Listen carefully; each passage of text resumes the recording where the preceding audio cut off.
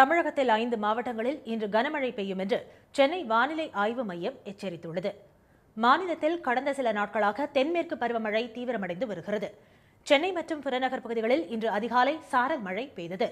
கூடலூர் மற்றும் சுற்றுப்பகுதிகளில் வெளுத்து வாங்கிய கனமழையால் பாடந்துறை, செருமுள்ளி, இருவயல் உள்ளிட்ட பகுதிகளில் ஆறுகளில் வெள்ளம் கரைபுரண்டு ஓடுகிறது.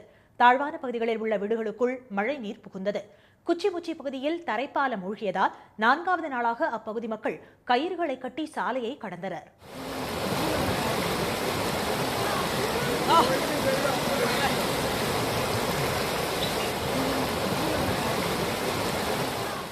பொன்னானி ஆற்றில் ஏற்பட்ட வெள்ளப்பெருக்கால் பந்தலூர் மற்றும் சுற்றுப்பகுதிகளில் தாழ்வான இடங்கள் தண்ணீரில் மூழ்கியுள்ளன.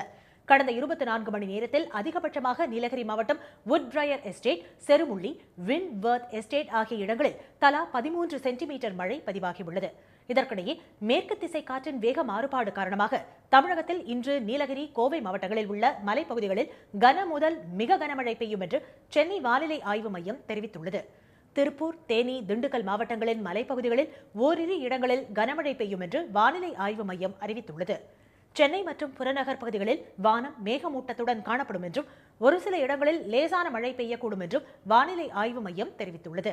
உடனுக்குடன் செய்திகளை தெரிந்து கொள்ள சன் நியூஸ் பெல் ஐகானை கிளிக் பண்ணுங்க.